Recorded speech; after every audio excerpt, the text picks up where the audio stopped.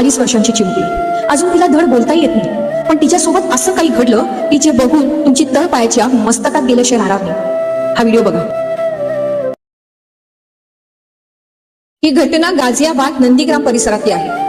एक 2.5 वर्षाच्या निष्पाप मुलीवर तिच्याच शेजारी राहणाऱ्या व्यक्तीने तिला बिस्किटाचा आमिष टाकून झुडपात नेलं आणि तिच्यावर अमानुषपणे बलात्कार केला. वरून त्याचं म्हणणं असं आहे की त्यांनी हे सगळं दारूच्या नशेत केलं. म्हणजे किती विकृत मानसिकता आणि माणुसकीला काळीमा फासणारी गोष्ट आहे. त्या चिमुकलीचे अजून अंग सुद्धा विकसित झालेले नाहीयेत अशा मुलीवर इतक्या निर्दयीपणे अत्याचार होतो. आणि नुसता बलात्कार करून थांबला नाही तर तिच्या तोंडावर विटा आणि दगडी मारले जेणेकरून ती या जगाचा निरोप घेईल. पण ती चिमुकली इतकी धाडसी होती की एवढं होऊन सुद्धा तिचा श्वास चालू होता.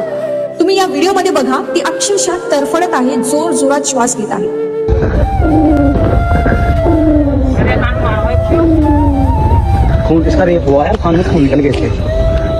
ती जनता व्हिडिओ काढण्यामध्ये रमून गेलेली आहे. कोणीही तिला हॉस्पिटलमध्ये नेलं नाही. जर तिला वेळेत हॉस्पिटलमध्ये नेलं असतं तर आज ती चिमुकली कदाचित आपल्यामध्ये असली असती. आणि एवढं होऊन सुद्धा तो बलात्कारी काय बोलला हे तिथल्या लोकांकडून ऐका. हुआ आज तो मजा आ गया, जो भी हुआ ठीक था कि जो हुआ सो हुआ, पर मजा आ गया.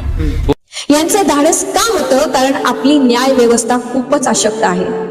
त्यामुळं मुलींना सुरक्षित ठेवणं ही फक्त आपली जबाबदारी नाही, ते आपलं कर्तव्य आहे. सर्व पालकांना हात जोडून विनंती आहे की आपल्या मुलांची काळजी घ्या.